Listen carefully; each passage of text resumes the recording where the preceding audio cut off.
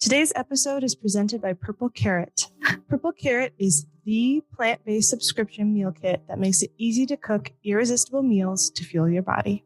Each week, choose from an expansive and delicious menu of dinners, lunches, breakfasts, and snacks. Every box is an opportunity to learn and experience something new with easy recipes and fresh, pre-portioned ingredients. No shopping, no food waste. Just globally inspired, restaurant-quality, plant-based meals. Get $30 off your first box by going to purplecarrot.com and entering code PODGO30 at checkout today. That's PODGO30 for $30 off your first Purple Carrot box.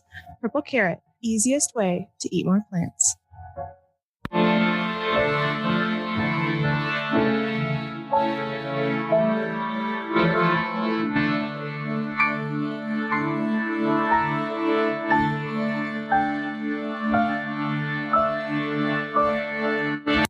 Hello, and welcome to Ye Olde Crime, where we discuss the funny, strange, and obscure crimes of yesteryear.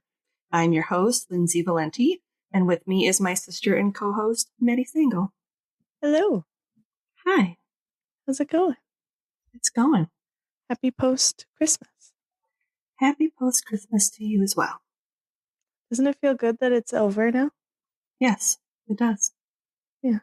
And now we can tinker with the stuff that we got and eat delicious leftovers and not have to worry about making food for 3 days. I was also going to say Happy Early New Year. Yes. Yeah. Thank you. Happy Early New Year to you as well. Okay. So, quick correction, Cubby, before we start. So I noticed when I was listening to the audio that for whatever reason, when we were recording last week, I either had a really bad bout of allergies or something just wasn't hitting me right because I was blowing my nose constantly. You were coughing a lot. I was coughing a lot. So obviously because I cut out the coughing, my voice just progressively got worse and worse. So towards the end of it, I just sounded like an elderly, crotchety old woman who was telling people a story at the fireside. I mean, that's kind of our brand. I mean, yeah, but old. So I apologize for sounding like I was going to give you a poison apple. What's the story this week since this is the last of this murder? This is the last of this murder. Mercember. Which just sounds like mermaids. It does. And sounds kind of cuter. So yeah. This murder. Dun, dun, dun. Da, da, da. We are going to be talking about Mary Ann Geering. Okay. I feel like I've heard that name before. You probably have. I feel like a lot of ladies who kill people have the name Mary Ann, and then their last name just changes. Because there was Mary Ann Cotton. Now there's Mary Ann Geering, and I'm sure there's some other Mary Ann out there who also killed people. Yeah. Let's get into it. Okay. So information was pulled from the following sources, and I didn't have a whole lot for this one because she was kind of hard to find information on. Mm-hmm. It tends to be that way the older it is, too. Yeah. So she was a woman. She was a woman. There weren't great records, but the sources where I did find information, they were very helpful. So awesome. 2020 Sonia Genealogist and Family History article. The 2015 Atlas Obscura article by Luke Spencer, 2015 Mental Floss article by Miscellanea, a 2008 Sussex OPC article, and Murderpedia. There you go. When in doubt, Murderpedia. I think this is the shortest source list that I've had in a long time. Yeah. Usually there's 8 or 10. So this one went pretty fast. There you go. And links to all these articles will be included in the show notes. Let's dive into it. Mary Ann Geering would eventually be known as the Guestling Murderess and the Murdering Mother. Ooh, murderess. Yes. I like that. Yeah. Because you couldn't, she wasn't a male murderer. She was a murderess. Murderess. I don't know why they did that. Same with actress. Mm-hmm. And how everybody's can't we just be called actors? Mm-hmm. Instead of putting that floofiness on the back of it. Some people like the floof. I get it. You know, you can have your floof. Or like comedians with the IENNES. You got one job. It's garbage. Garbage. All right. So Mary Ann Geering, whose maiden name was Plum, with a B. Mary Ann Plum. I know. It's so cute. It is cute. How quickly it got dark. Yes. It's just all downhill. It's really hard to not be as cute as her name. She was born the eldest of 5 children in 1800 into an agricultural family and grew up in the parish of Westfield. She worked as a housekeeper for her parents while they worked the fields until she came of age, when she was sent to become a maid at a larger home. Actually, that's kind of a nice deal. I was waiting for her to be a heavy laborer outside. I guess at this point in time and in the area where they lived, because she lives in, or where this took place was in East Sussex, which is in southern England, which I will explain later down in my notes. But it was very common for women who were from like lower class families to be sort of like farmed out to middle and upper class families to be servants of some sort. Okay. And that was actually something you wanted to aspire to, because then you know you would be taken care of and have a roof over your head. Right. And stuff like you'd have a place to sleep, something to eat. Yep. You'd be guaranteed. Yep. And honestly, like, I'd rather clean all day and get yelled at every now and then, as opposed to like being in the sun or the cold outside. And hoping to God that nothing happened to your crops or your livestock. Mm-hmm. Yeah, because then there would be probably more than yelling. Yeah. Yeah. Okay, so not the greatest start, but you know, okay. Yep. While she was employed there, she met Richard Geering, who was a farmer from East Sussex, and the two married at Westfield Parish Church on December 27th, 1816, upon discovery that she was pregnant at the age of 17. I was just going to say, she was really young. Mm-hmm. Shotgun wedding. Yep. The first of their eventual 10 children was born just 3 months later. So she was like soups pregnant. This wasn't just like tiny bump pregnant. This was like, it's a common pregnant. Yeah, like she wouldn't have been on that oops, I was pregnant show. Yeah. Like, oh dang. Yeah. 10 children. Yeah. I feel so bad that they were so fertile. Yeah. They purchased a cottage in the peaceful village of Guestling, a small community located in Sussex on the southern coast of England, where Richard worked as a laborer. Okay, so laborer instead of a farmer then. Yep. Okay. So probably a little bit more money? Yep. It's just like the next tier up from farming. Okay. So not poor by any means, but like not wealthy. I mean, either. he would be poor with 10 children in that job. Yeah. But absolutely. Yeah. But like good start. Good with one. Yeah, but not destitute. So like last week. Lower middle class. Lower middle class, yes. They could afford to have a home. Yeah. And feed their brood of children. Literal brood. Oh my God. At some point, they moved house to Guestling Green, where Richard secured employment. And for the next 30 years, they lived in a tiny cottage with their brood, where Mary spent her time raising their children, which included Jane, who was born in 1817, William, born 1820, James, born 1822, Alban, born 1825, George, born 1827, Benjamin, born 1831, Edwin, born 1833, Mary Ann, with an E, born 1836, Andrew, born in 1839, and finally Peter, who was born in 1842. Like, that's really nicely spaced out. Yeah, it's like every 2 to 3 years. Yeah. Like they planned it. Just as you're getting one out of nappies, you're like... Which is impressive. Like, because contraception, you know, is against everything, essentially. And like, kind of not in existence. Mm-hmm.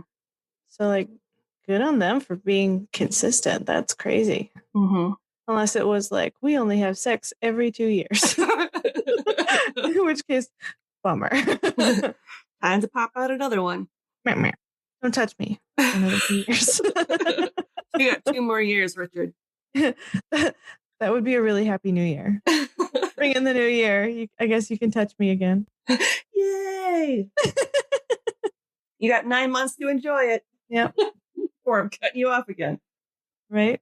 In 1846, Mary's oldest son, William, lost his wife to consumption, also known as tuberculosis.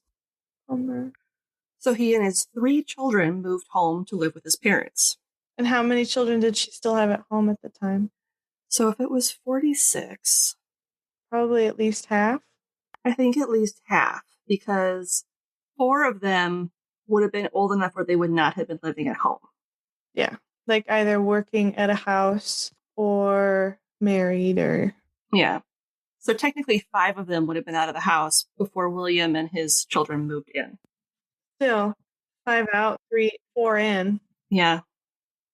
Bit of a bummer. Yeah. In September of 1848, Richard suddenly fell ill.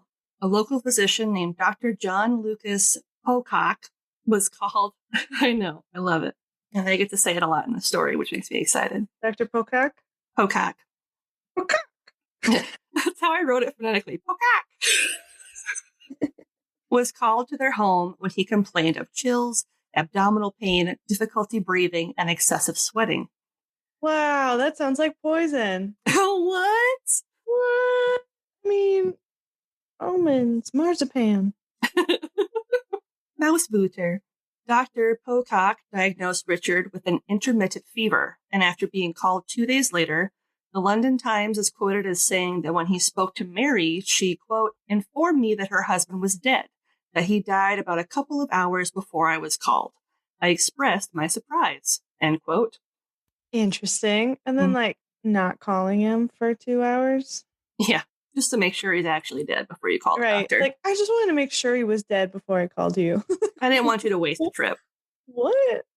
From his first symptoms to his time of death, his illness spanned only 5 days, and on September 13th, 1848, Richard passed at the age of 56 with the cause of death listed as heart disease. I know it says just 5 days, but that would have been the longest 5 days of his life. Yes. That's awful. That would have been so painful and just nasty. Yeah. Cool. All right. Next. Next. Just a few months later, in December of 1848, Mary's middle son, George, aged 21, began to suffer from symptoms eerily similar to those of his late father, including a raging thirst. Upon calling once again on Dr. Pocock, he complained of, quote, having heat on his inside, end quote. You know, funnily enough, I almost wanted to be like diabetes, but because sometimes you do get a sour stomach and have intense thirst, but no, it's probably poison. Yeah. You have an extreme case of diabetes. You have a very violent case of diabetes, which probably could have existed then. Probably it could have. And even though his mother tended to him during the day and his brother James cared for him at night, George passed just 3 days later on December 27th. Hey, on her wedding anniversary. Wow. Cool. George's older brother James, who was aged 26, fell ill just 6 weeks after George's funeral, later passing from his sickness on March 6, 1849. Just 3 weeks after James' unfortunate passing, young Benjamin, aged 18, started suffering from unnatural hunger and bouts of vomiting on Easter Sunday. So she doesn't like men that she's made specifically. Yeah, I think she only had 2 daughters. Wow. Her first child and then her second to last child were girls. That's okay. At this point, you can imagine that Dr. Pocock was starting to get suspicious of all the unnatural deaths occurring in such rapid succession. You know, I'm a little disappointed that he didn't do it sooner, but sure. I mean, people died of a lot of stuff back then. Yeah. But, I mean, after the 4th one. Yeah. Well, so far, 3 have died. Plus the husband. No, Benjamin's just sick. Oh, He hasn't died yet. Okay. And that's important. Yeah. He was suspicious of all the unnatural deaths that occurred in such rapid succession at the Geering household, especially due to the same symptoms cropping up over and over again. Yeah, is this a new disease? So Dr. Pocock, along with a fellow physician named Dr. Ticehurst, called on Benjamin, and after altering his diet, the young man started to improve. Due to their suspicions that he was being poisoned by his mother, they took Benjamin under their care to better monitor his health and so they could investigate without further putting his life in danger. Nice. To confirm their suspicions, the doctors had the bodies of Richard, George, and James exhumed from Gessling Cemetery. Unlike today, where a jury isn't called until the start of a trial, a jury was sworn in and accompanied the doctors to the cemetery to witness the exhumation. Interesting. Mm-hmm. And like helpful and damning at the same time. Yep. Like I can see why the practice eventually phased out. Mm-hmm. But okay. Interesting. Yeah. And because Victorians love their drama and clamored for all things macabre. Right. The London Times delivered an article titled The Poisonings in Sussex on April 30th, 1849, that documented the exhumations and investigations into the deaths of 3 of the Geering men. And I'm going to read you an excerpt from that article. Okay. The 3 graves from which the bodies had been taken were on the east side of the church and were very watery. The coffin containing the body of Richard Geering was first brought out of the church and placed on a tombstone.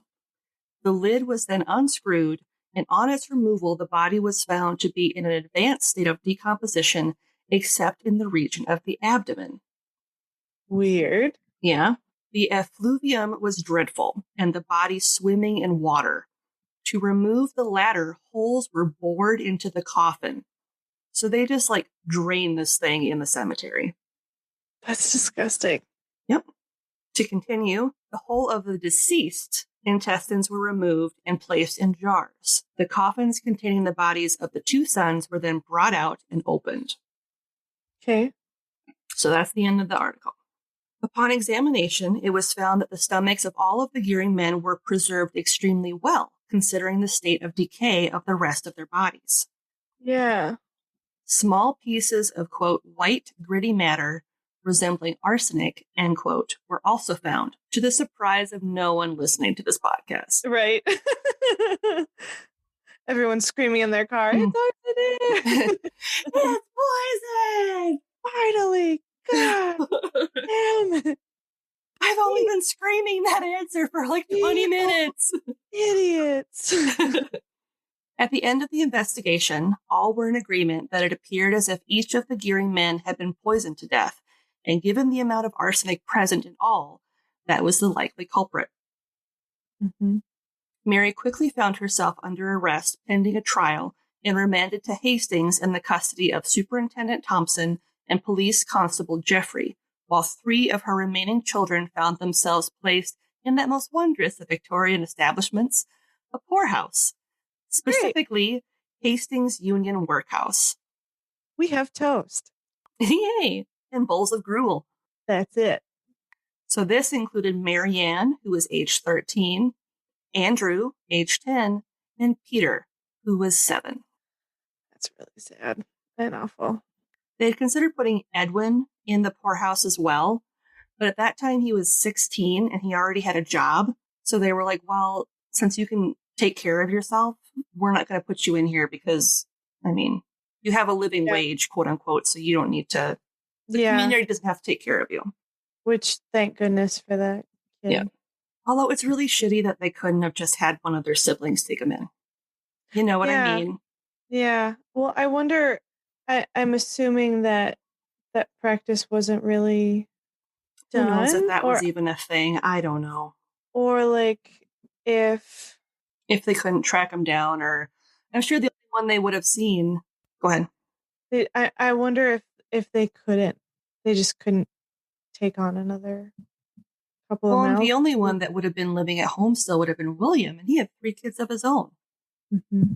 But it is strange that they wouldn't automatically stay with William. They had to be moved to a poorhouse. Yeah. Who knows? The Victorian era sucked. Yeah, it was very strange. It was all bad. In a report put together by the coroner, he stated that, quote, Mary Ann Geering, widow, has, with no fear of God, but being moved and seduced by the devil, deliberately poisoned her husband using a large quantity of white arsenic mixed with tea infused with warm water, end quote. Well, thanks for telling us how tea's made. Big dumb dummy. He knows how to make tea. I thought it was made with mud. Tea infused with warm water. She served it iced. She just mushed it in with the leaves and just fed it to him straight. She actually was a mixologist, and she was like, actually, there was like rind of an orange in it, and like some lemon peel, essence of rat poison, a whisper of bleach, elderflower. And I know that we've covered arsenic in great detail in the past. Yeah. But here's the TLDR, or too long didn't read version. A common and inexpensive cast-off from the boom of the mining industry, arsenic was found in everything in the Victorian era. Candy, concert tickets, preservatives, cookware, candles, makeup, and the famous Paris green dye that we'll cover in a later episode. Yeah. And of course, for its intended purpose, as a rat poison. Now you would think if it's used as a poison in any capacity that you shouldn't use it commercially in other things. But these are also the people that brought you asbestos. So I suppose they didn't really, they're like, look at this great thing. I don't know why I have mesothelioma. I don't even know what that is yet. Bye. Well, and I mean, for the longest time we used mercury in thermometers. Yep. And they touched it. Yeah. With their bare hands. Yeah, they'd like play with it in school. Look what I can do. Well, I mean, mercury is really cool, but like, don't. Yeah. It's danger juice. It's danger juice. No, Jill. But it's so fun. Don't touch the danger juice. It's so shiny. Not only that, but the symptoms of this type of poison could easily be mistaken for and was regularly diagnosed as gastroenteritis. Mm-hmm. It was also a long con. If done too quickly, the death would be much more violent and the method would be detected much quicker. Yeah, I was impressed that she got it down to 3 days. Mm-hmm. Right? Mm-hmm. After 5. Like, I'm actually kind of relieved that happened. Yeah. Because I would rather die in 3 days than 5. Yeah. In May, the contents of the stomachs of Richard, George, and James were sent to Mr. Alfred Taylor, professor of medical jurisprudence at Guy's Hospital in London, for analysis. On August 5th, 1849, it saw the start of Mary's trial begin in Lewes, East Sussex. Lewes. Okay. Lewes. I think I'm saying the exact same word. I mean, they did lose, but... The London Patriot newspaper reported the next day that, quote, Mary Ann Geering, a woman of masculine and forbidding appearance, aged 49, was arraigned at Lewes Summer Assizes for murder, end quote. Mr. Pittman, a chemist from Hastings, was brought before the court as a witness that Mary was a regular customer who purchased arsenic on 4 separate occasions. Quote, 2 pennyworth, rather a large quantity of poison to sell over the counter, end quote, he was noted as saying.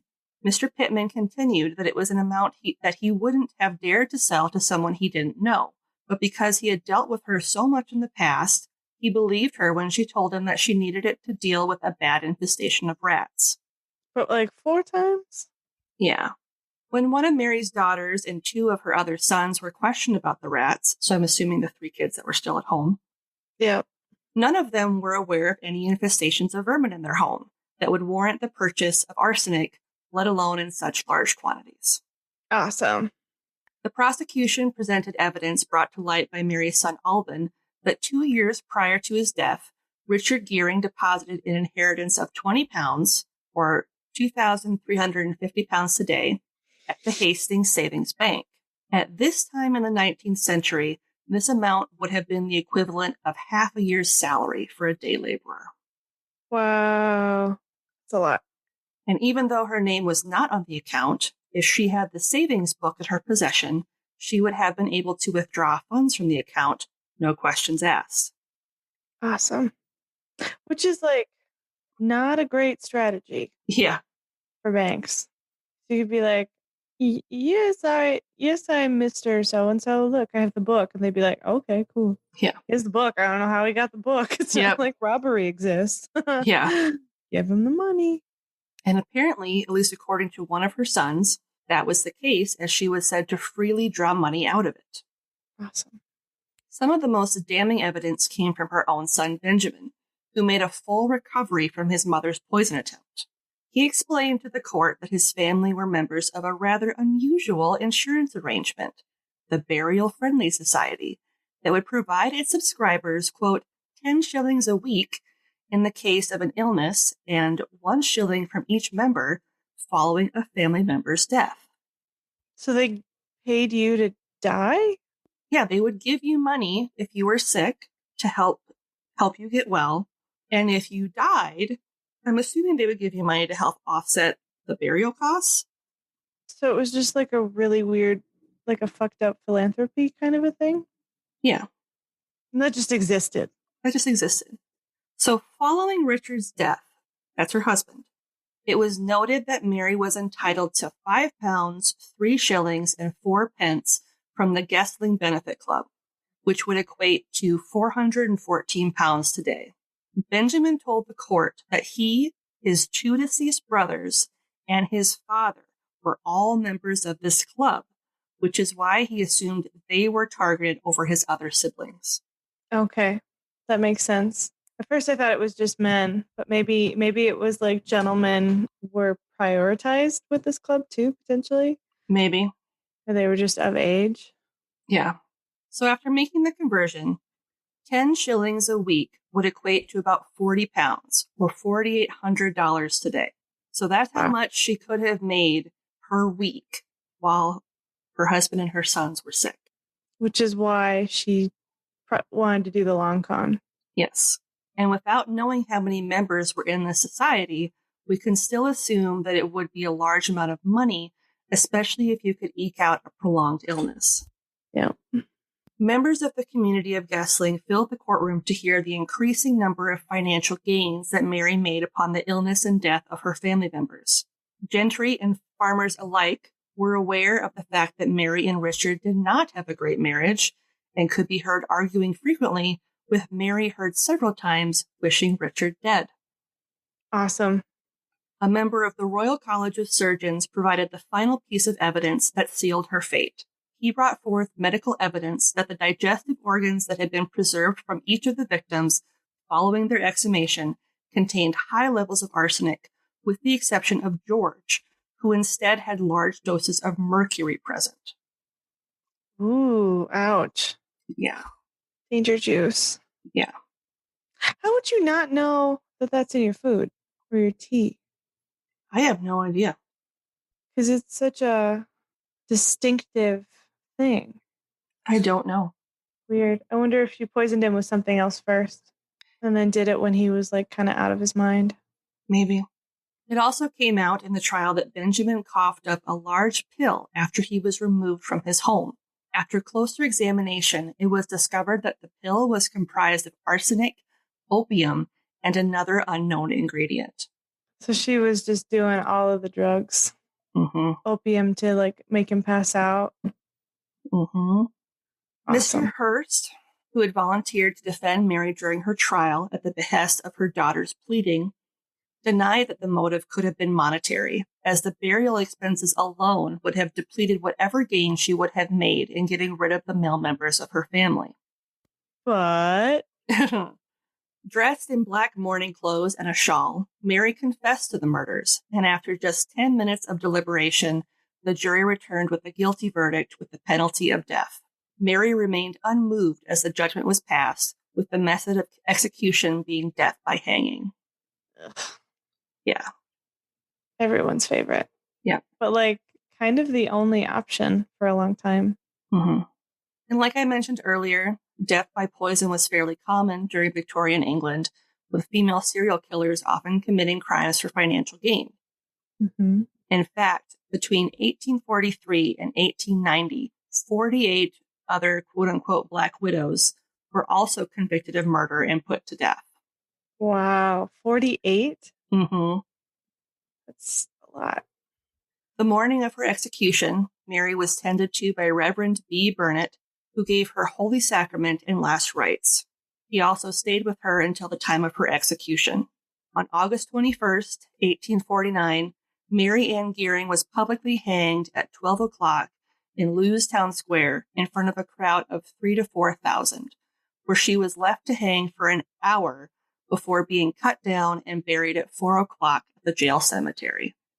Why would they leave her for an hour? Just so people could see her? Maybe. I don't know. Crazy. She was 49 years old. That's really young. I just feel bad for her children. Mm-hmm. Wonder what happened to them. If you do the math, she had her last child at the age of 42. Yeah. That's so late for me. I know people are capable of it, and if you want to do it, all power to you.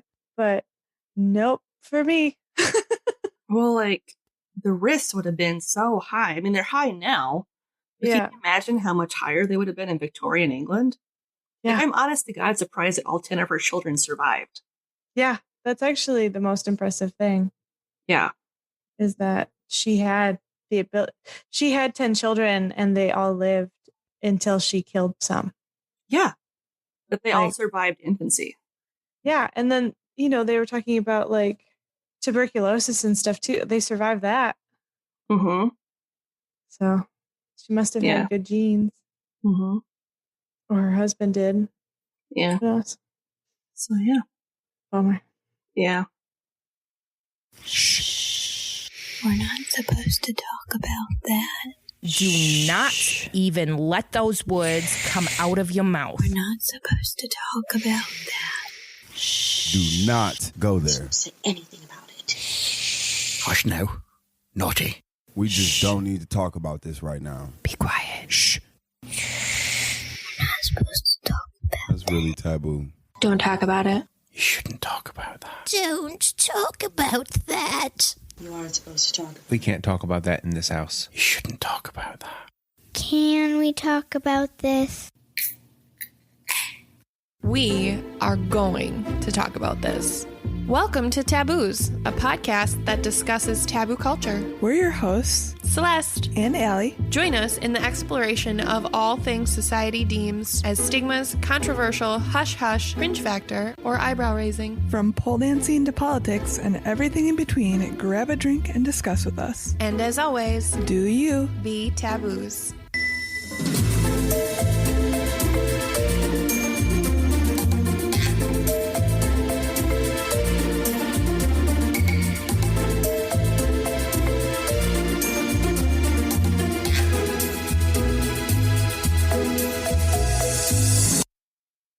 So better news with our podcast plug.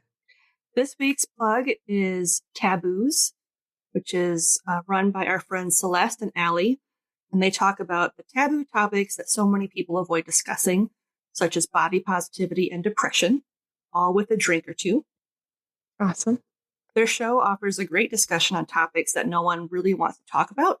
And it's something I highly recommend everybody listen to. That's awesome. It was funny. Taboos. I did not think of body positivity as the first thing. I was just like, feet. Well, they talked about what are some sex work, like prostitution and things like that. So they talk about a variety of topics. And I love listening to their show. They do a great job, presenting the facts of what they talk about and then having a really good discussion about it. So dismantling all the hullabaloo. Yeah, they do a really good job of shutting down a lot of the stereotypes associated with whatever they're discussing. So that's awesome. Yeah. And our question this week is from Ariel of the Malice Podcast. And she wants to know, how did you come to the decision to start a podcast based on historical murder and crime? I think that question goes to you. Because I just said, okay. Okay. I think I started playing with the idea because I subscribe to the Atlas Obscura email newsletter. Mm-hmm. And so they always will put in there, a variety of stories or places you should visit and things like that. And I started saving a lot of the articles that I wanted to read later on the spreadsheet that would eventually become the master sheet that I use for planning all of our episodes. Mm-hmm. And after a while of like looking at this list, I was like, man, it'd be really fun to like talk about some of these things because, I've always kind of found that sort of stuff fascinating. So that's kind of where the idea came from. And it kind of sucked going through. Like I ended up eliminating probably 4th of them just because they were after 1900. Mm-hmm. But, the ones that are left are still really good. So absolutely. And I still have probably like 3 years worth of content that we can go through. Woohoo! We're going to be here forever. Forever. So, yeah. What's something good you'd like to share this week? Something good. I was able to exchange gifts with a friend of mine, and she invited me over because she was making resin art for Christmas gifts this year. Fun. And then it was just really fun. It was nice to cool be able to hang out with someone for a little bit. We both really like whiskey, so she made these like fancy Manhattans with like these really nice cherries and like a good syrup and bitters, aromatic bitters, and it was just kind of a fun night right before Christmas. So cool. That's my something good. What about you? My something good this week is Thomas surprised me by getting me a new phone for Christmas. Wow. Nice. So what kind of phone did you get? He got me a Pixel 5. You're a Pixel person now. Mm-hmm. Welcome to the club. And it's so nice. So my old phone, I had a Galaxy Note 8, and I've had it for several years because I think they're on like Galaxy 10 something or other. And the battery wouldn't last very long, so I had to keep it in this giant brick battery case. So my phone was really heavy. Yeah. And when I first started holding my Pixel, I was like, it's so light. It's like I'm holding a baby bird with hollow bird bones. I bet. I was worried I was going to like accidentally toss it across the room. When I was going to say, did you start throwing it around, not realizing it at first? Be free. Fly, young phone. Oh, no. Fly, young Pixel. But yeah, I really like it. And yeah, it was a pleasant surprise. Mm-hmm. I really like Google phones. This is not an ad at all, but if they want it to be, it can. We do love and use lots of Google products. So yeah, I mean, you're either with or against Skynet. That's just kind of how it is. And I don't mind Skynet. Hi, FBI officer that listens to everything I do. Hope you drank enough water today. That just reminds me of this book I read. Sorry, side note, by Rainbow Rowell called Attachments. And it was a story about this IT person who had to read employee emails to make sure they were only using it for professional purposes and not for personal purposes. Oh, no. So the whole premise of this book is he's like reading these conversations between two ladies, and he like falls in love with one of them based off the conversations that she has. And oh man, it's very cute. I really like Rainbow Rowell. I like her stories. I think there's only one that I've read so far that I was like, meh. But yeah. So whenever I hear like someone like reading someone's emails or like scanning somebody's conversations, I think of that book. Like, that is so cute. And another thing that I'm grateful for is I had this little like recording screen kit that I had on my Amazon wish list. My parents got me for Christmas, and I'm using it now for recording. And so far it seems to be working okay. So we'll see how the audio turns out this week. Awesome. We'll see if it did a good job. Well, I hope you're safe. I hope you're happy. I hope you're warm. Mm-hmm. Happy New Year. Here's to surviving this dumpster fire of a year. Proud of you.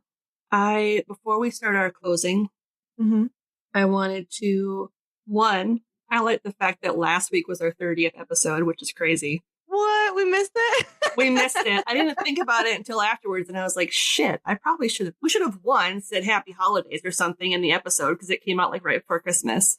Nah. And two, I should have been like, this is episode 30, woot woot, and made a big deal about it. But, this is America. We react instead of proactive. Yeah. I'm reactive. So there's that.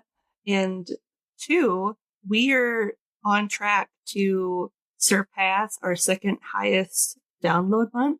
And we might actually, when this episode drops, beat our highest month yet as far as downloads. So, oh my God, you guys showed up. That's so cool. I know. So I'm very appreciative of everyone who listens, and I wanted to acknowledge all of you. Wow. We really appreciate the fact that you listen to the show, that you like the show, that you recommend us to your friends and family and complete strangers on the internet. And it's just really cool. Like, I never thought back when we started this podcast, since this is our last podcast for the year, I never thought we'd get to episode 31. No. You know what I mean? All. Like, I thought it was just going to be mom and dad, and then we were going to be like, okay, I guess we should stop now.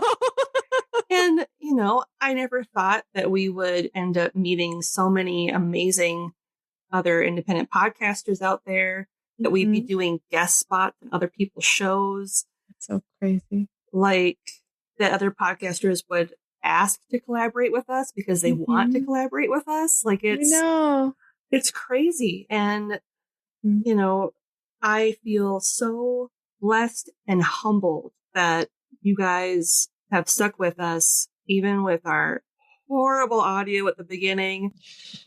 Never happened. Some of our hiccups that we've had, our correction cubby. The 2 episodes where I royally screwed up pronunciation on a lot of things and ended up learning from it and started doing phonetic spellings of things, so I wouldn't do that again. Oh, shout out to Jenny from It's Murder Up North, because I personally DM'd her with a few names of towns and stuff for this episode to make sure I was pronouncing them properly, because I totally would not have pronounced them properly if I would have checked in with her. Thanks, friend. Thanks, Jenny. Shout out. Yeah, so that's another thing I guess I will add to my gratitude for this week, or my something good this week, is I am appreciative and grateful for all of you, dear listeners. That's awesome. I am too.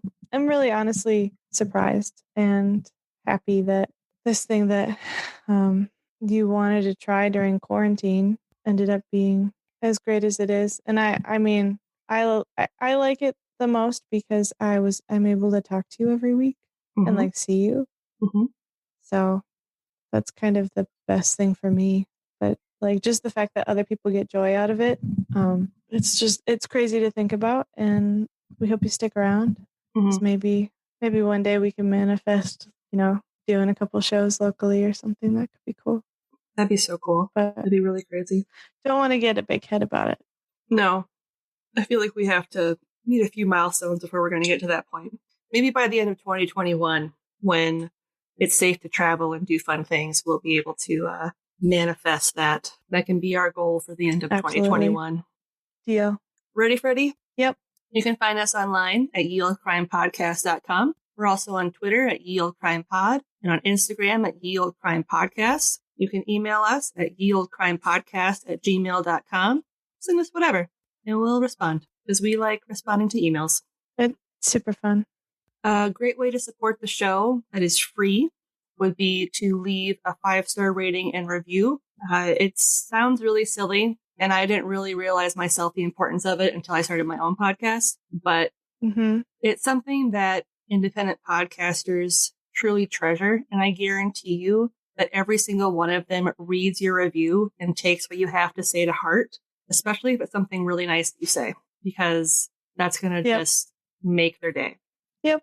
In addition to helping us get discovered by other people who enjoy listening to podcasts. So it serves a dual purpose. Absolutely.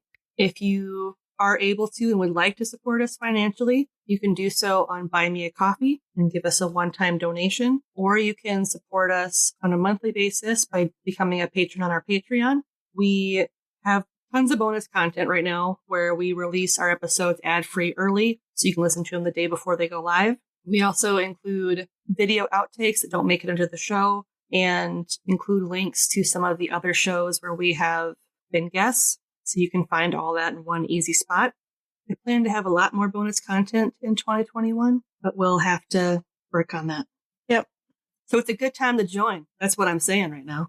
It's a good time to jump on Team Trampoline. I said it that time. Yeah, Team Trampoline. I said it. Oh my God. That could be our live show. It's just on a trampoline. It'd be so terrible. It would be the audio would worst. be like the worst quality. We'd be out of breath. We just wear wireless like gaming headphones. We're just like jumping and tumbling around. There's a bunch of wind noise. Yeah, all of our shows are at like Sky Zones. Oh my God, that'd be amazing. And last but not least, you can also support the show by purchasing some merch from our TeePublic store. I know I keep saying it, but lots of fun new things are coming.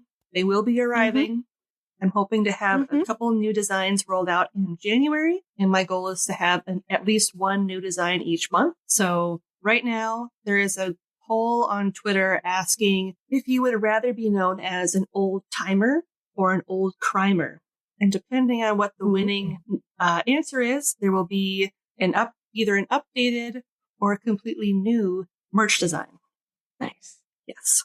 And on that note, as always, I'm Lindsay. And I'm Maddie. And we'll see you next time with another tale as old as crime.